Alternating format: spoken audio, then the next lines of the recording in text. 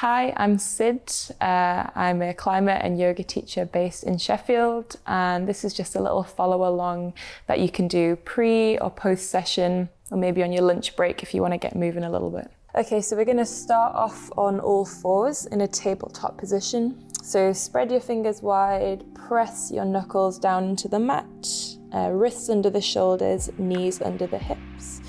We'll just start by dropping the belly to the floor, lifting the chest forwards, looking up to the ceiling, and then reverse this to round the spine and hollow out the back. This is called cat-cow, so we're just flowing here between these two movements. And this is just going to start to warm up the spine, starting to get things moving a little bit more. And then if you want to have a play around with it, you can just start to rotate into the torso as well. Maybe bring a bit of movement into the head, the neck and the upper spine. And if there's anywhere that's a little bit tight or niggling, you can just pause there for a moment before moving out. Maybe take it in the opposite direction. So we're just freeing up some space at the minute in the spine. Okay. So let's come back into stillness. We're keeping the palms where they are, and then just looking to straighten out the arms. If you have hyperextensive elbows, keep a little bit of a bend there, just so we're not locking it out. And we're just gonna do some scapular movement here. So keep the arms straight, and then just start to slide the shoulder blades towards each other in the center of the back. And then gently just push the floor away so the shoulder blades move apart. So just isolating that movement into the shoulders, bringing a little bit of stability here. And we're trying to keep the elbows spinning backwards. So elbows spinning back, eyes of the elbows spinning forward. And you can slow the breath down here as well. If you want to make it a little bit harder, you can do the same thing by tucking the toes, lifting the knees, and then we're still isolating that movement in the shoulder. Might be a little bit shakier, but same gist here. Okay. All right. You can drop the knees if they're here. Let's just start from here to walk the hands forward. So bum is going to stay high. Walk the hands forward, drop the forehead to the floor, elbows stay lifted. So we moved a little bit into the shoulders, and now we're just taking a moment to relax. Open them out slightly, not to the point where we're going to lose that stability, but just so we're getting that gentle release, and it feels quite nice just to breathe into this for a moment. Okay, as you breathe out, let's just start to walk the hands back in. We'll tuck the toes underneath at the back of the mat and look for a downward facing dog. So again, keep the hands where they are, gently raise the knees, lift the hips, keep a little bit of a bend in your legs, and try and press your chest back towards your thighs. Shoulders rolling away from the ears, so we don't want to be hunched up like this. We're looking for length through the spine, through the arms, maybe pedal here into the legs just a little bit. If you have some tightness in the calves, again, we're just going to release that. Maybe wiggle the hips a little bit, nod the head, shake the head. Just looking to find that release. Okay, let's keep the feet where they are. Start to walk your hands in now. Really important again that we don't lock out the legs. We're not looking to lengthen too much. So just keep some softness.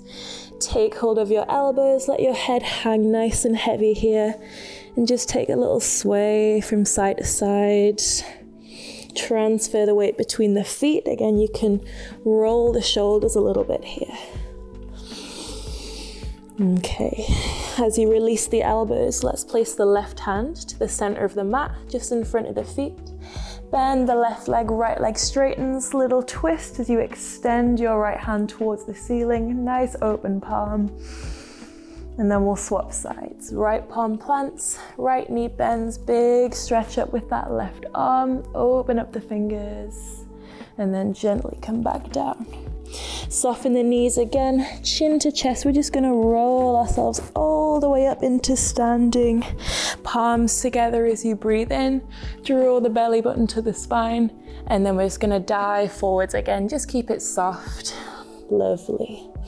Let's walk the hands forwards now. And we're gonna come into a high plank. You might need to shuffle the feet back a little bit. Focus on tucking your tailbone in. Again, round through the shoulders, push the floor away. Drop your knees. Let's just lower down onto the belly here.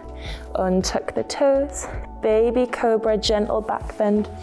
So no weight on the hands. Use the muscles either side of the spine to lift. If you want, you can hover the feet as well. Maybe hover the hands if you want to bring that strength into the back. And then we'll gently drop down.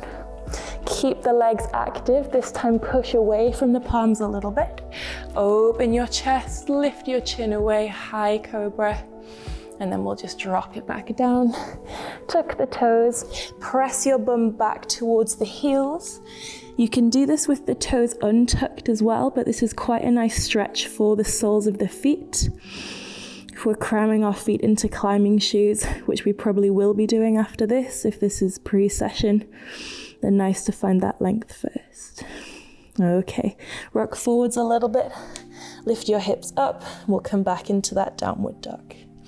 Take the right leg to the ceiling now, and then we'll just bend into the knee. Foot comes in towards the bum, and it's like you're pushing away an invisible wall with the sole of the foot. Keep the equal weight in the palms. Just bring some stability into the core. As you roll forward, tap right knee to left elbow, across the body, and then we'll come back into that hip opener, which is called split dog. Draw the knee towards the nose, this time little tap, and then open it back up into the hip opener. Nice. Right knee, right elbow this time. Step your foot outside the hand. Take a moment just to ease into the hip. Keep the weight on the palms, and then we'll step back into a downward dog. Let's take this on the other side now. Left leg rises, bend your knee, draw that heel close, split dog. Roll forwards, left knee to right elbow. This is also bringing stability to the shoulders. Let's take it back up, open that hip for split dog. Knee to nose as you come forward, really round through the spine. Take it back up into that split dog. One more time, left knee towards left elbow. Big step with that foot, gentle ease into the hips, just to open up. And then take it back up into your downward dog. Lovely, let's drop the knees here, untuck the toes, place the palms on the thighs, and just give the shoulders a little roll back. Cool. Okay. Drop the shoulders down, left ear towards left shoulder, a little bit of length in the right side of the neck.